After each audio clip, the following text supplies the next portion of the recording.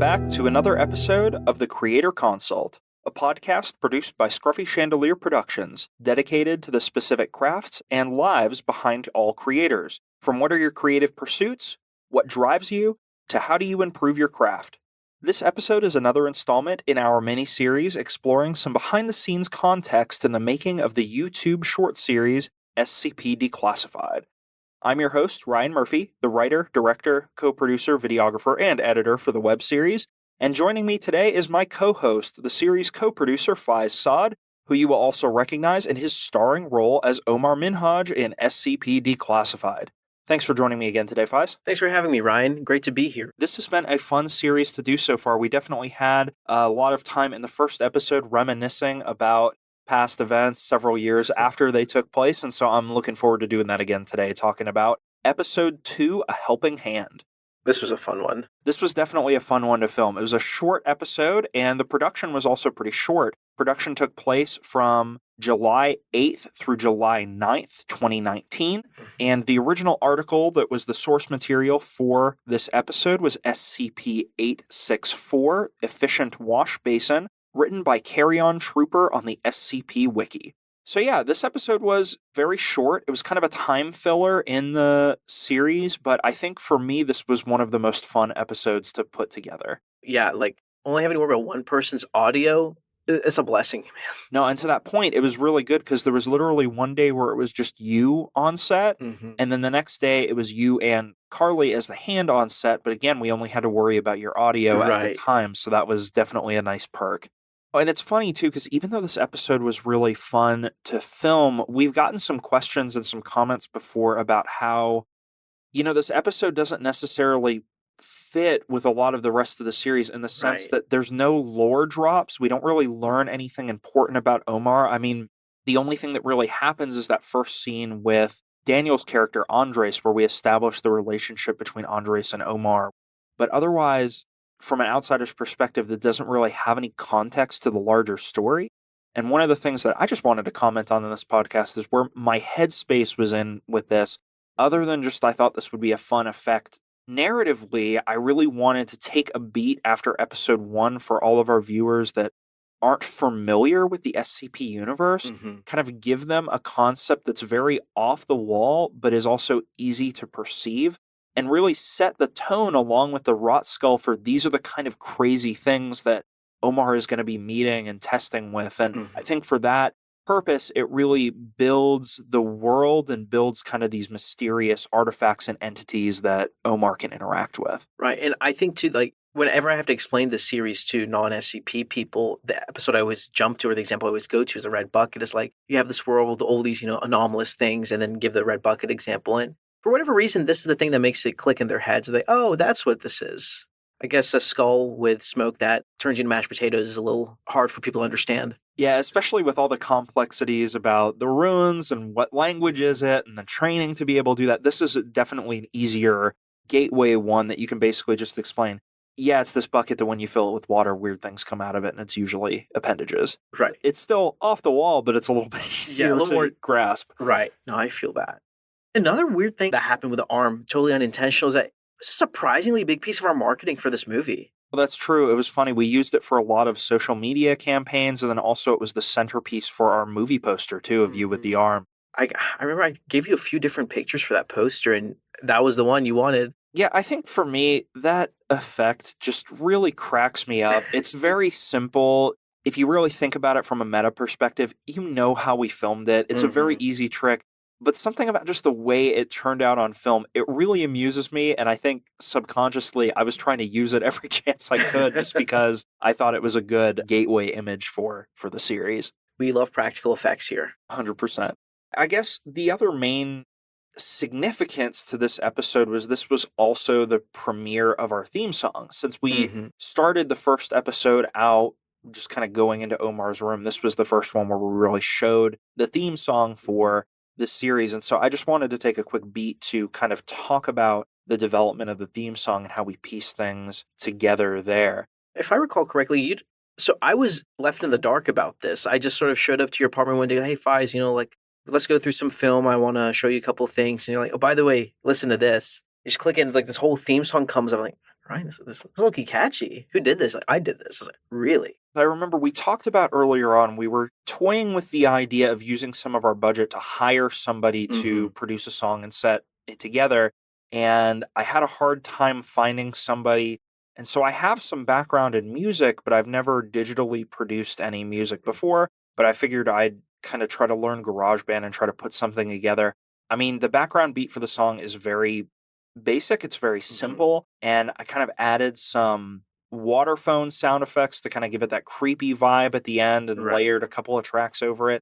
It's not complex. I don't think it's an amazing work of art, but I think it served its purpose, and I thought it was catchy and a nice little way to I liked it. Intro it. It was good. Especially for your first digital production. Like, it didn't sound like it was your first. Thank you. I appreciate that for sure.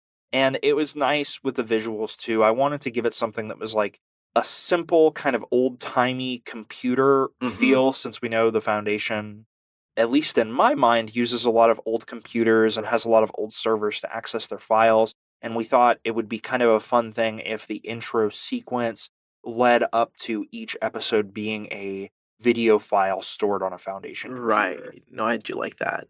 So I think that fit together well, and it's, it's not perfect like a lot of other things with the series, but it's something that I think we can be proud of that we made, and it serves the purpose it was meant to. Absolutely. I think you're downplaying it a little bit. I think, when you add music to something, you shoot something, it's just pure dialogue.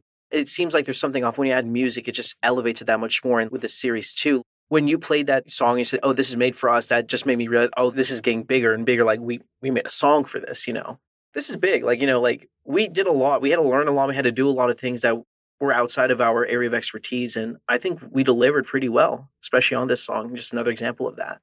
Especially since we didn't contract any other music specifically for this production. All the other music was royalty-free or copyright-free music that we were able to use for the production. I think having something that was our own as the theme for the series was something that was important for both of us. And so I'm glad that we do have something unique to give our series a unique identity as its theme as well.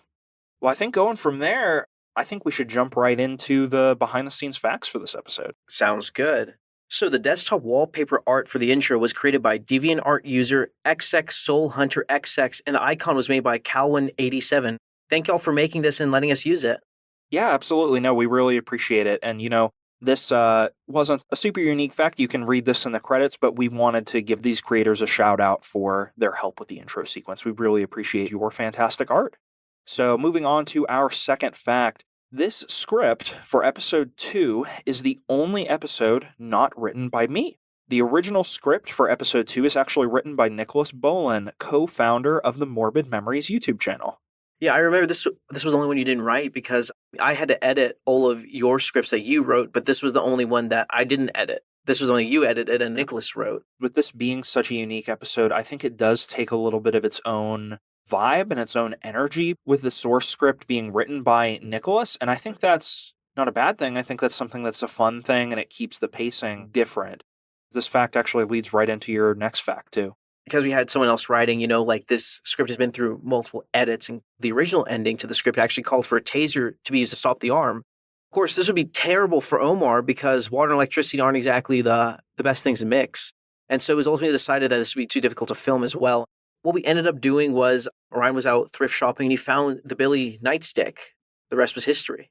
Nicholas's original vision for how this would have played out, I loved the thought of using the taser because, like you said, having Omar covered in water from being splashed from the bucket, that would have been something that would have been more disastrous for him, and it would have set a tone for how brutal the guards can be. Nicholas's vision for basically how the ending of the episode would have played out, I actually like better than what we were able to shoot, but I think, like you said, it was just limitations with the thought of trying to shoot something with a taser, and obviously we wouldn't have wanted to electrocute you on set. Right. Trying to be able to fake that with a fake taser, there were just too many components that made it more complicated than it needed to be. So yeah, we ended up just going with the good old Billy Club beating on that one. Oh my goodness, my scapula. You'll find out about that in a minute. For fact number 4, during the shoot, with the way the bucket was painted, we had multiple small chips of red paint that were basically flaking off throughout the shoot and littering the top of the black tablecloth that we used.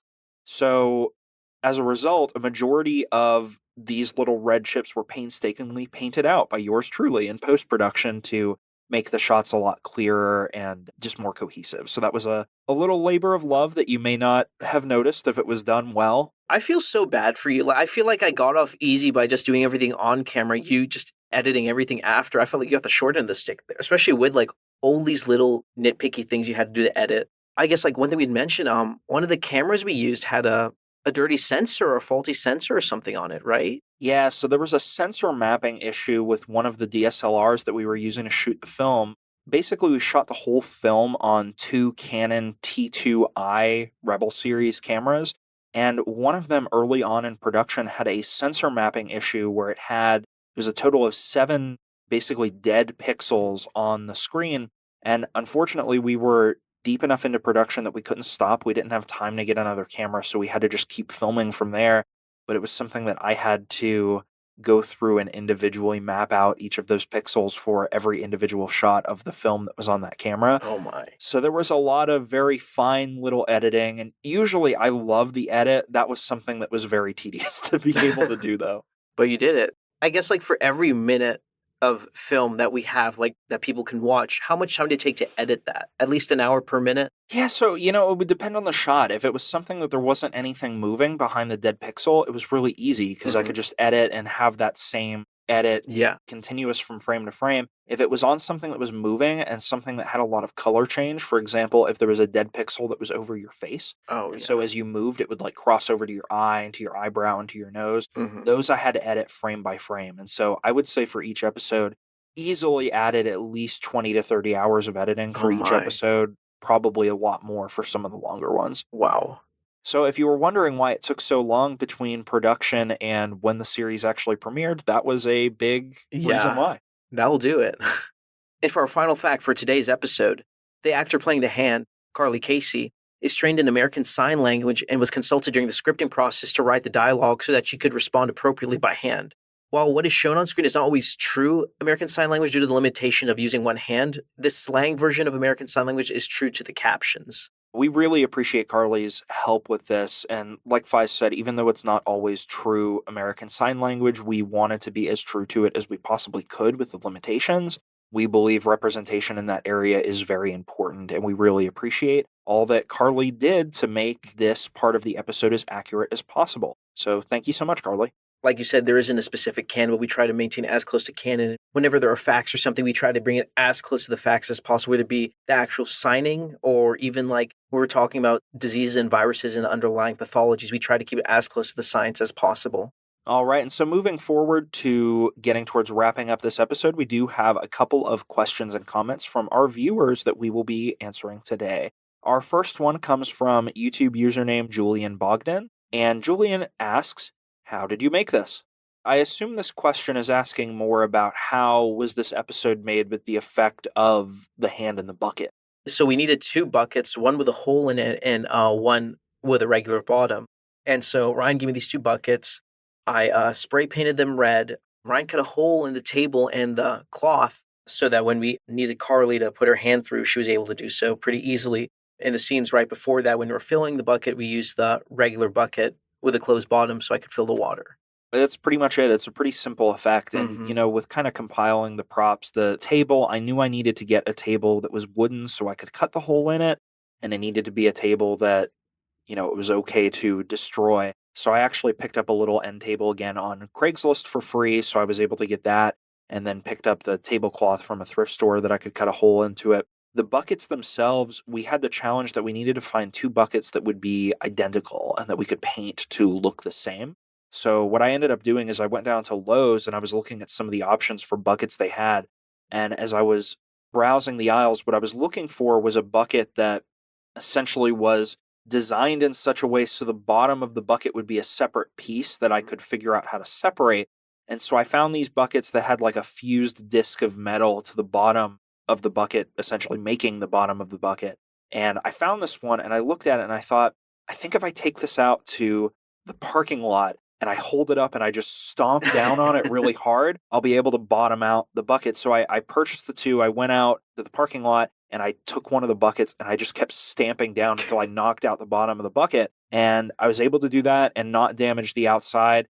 I may have almost cut open my leg in the process of doing that, but I didn't. And so it worked out okay, and I delivered the buckets to Faaiz, and he took care of the rest. I can imagine just being in that parking lot, sitting in my car, and I look and I see some guy just angrily stomping in a bucket. Must have been a sight. I did a lot of weird things for this movie that if there were any observers, I'm sure that they were really wondering what I was doing. Right. As a callback for the last episode, touting around that skull on the pedestal from place to place, people must have thought I was into some interesting things. Right.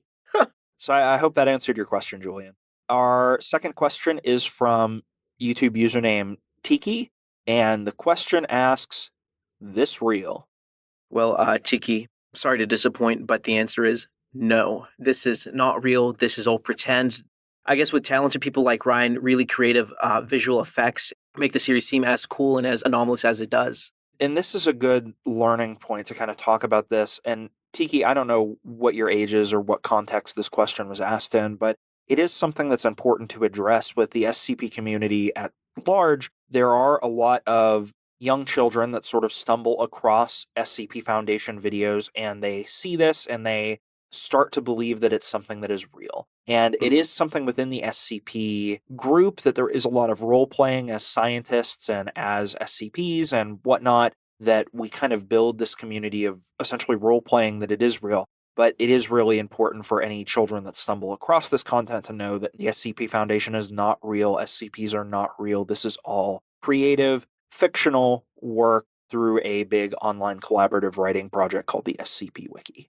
And just a side note, this content isn't meant for children. It's meant for older people. It has a lot of dark adult themes and can be a little distressing to younger kids. So just want to put that out there. For sure. Viewer discretion is advised, and the Morbid Memories channel as a whole is age-gated as not intended for children. If you are a child and you're watching this content and you have parental approval to do so, we're not gatekeeping that. That is up to your parent or guardian. But just as a general principle for the channel, the content is not intended for children, as it does involve some language and some intense themes that might be jarring to younger viewers.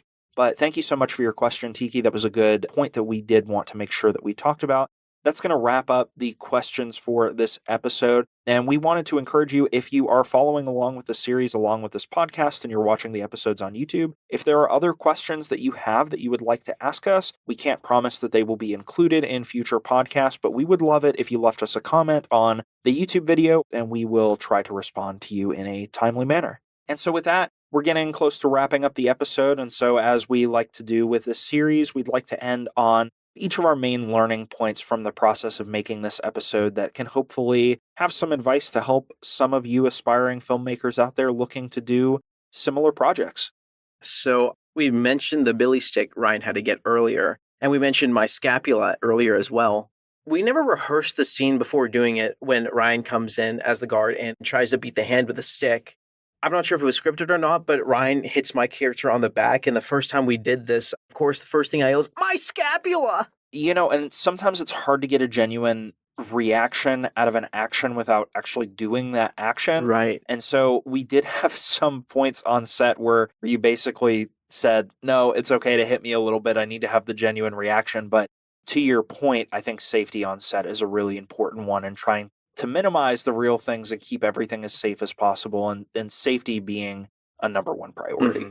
I feel like when Ryan was writing this, he was just getting a lot of pent-up frustration, so he'd throw random scenes where I'm just getting attacked, beaten. Because there was another one, remember, with Peyton. I'm just walking in the hallways and we're filming, and that was easily 10 takes of me just getting smacked in the back. Well, you know, when you were doing a really good job, I would write some things out.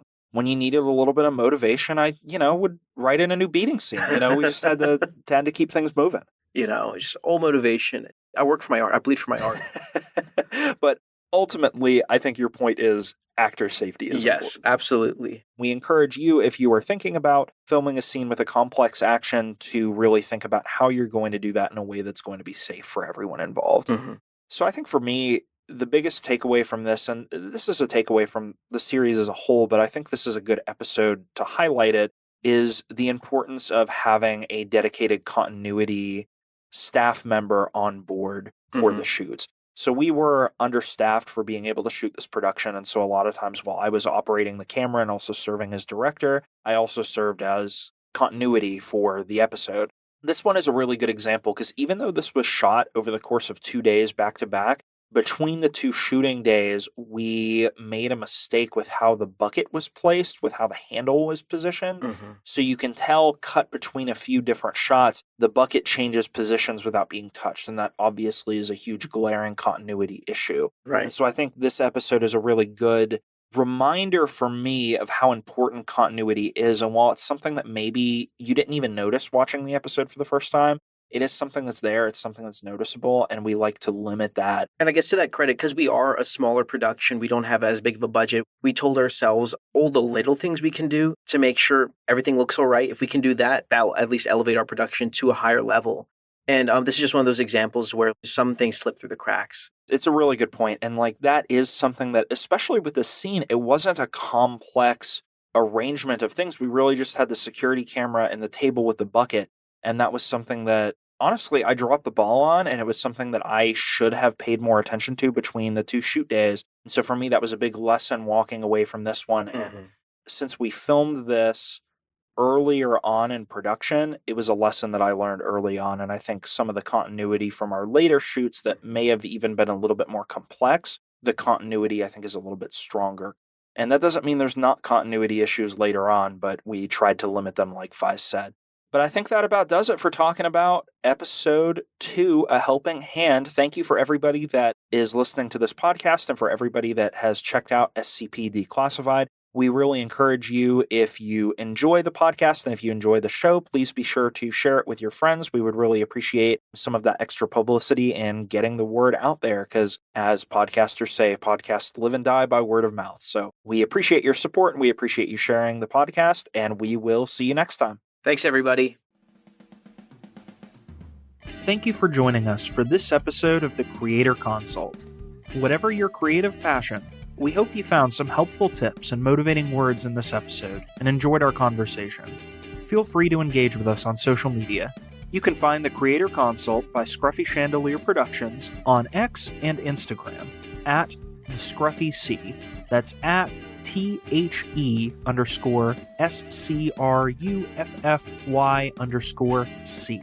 at the Scruffy C.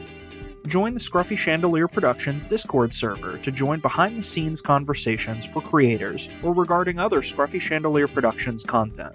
You can also join the conversation in the video comments on my YouTube channel. All the links can be found in the episode description below. Now get out there and learn, create, and enjoy your passions. And we'll see you in the next episode of the Creator Consult.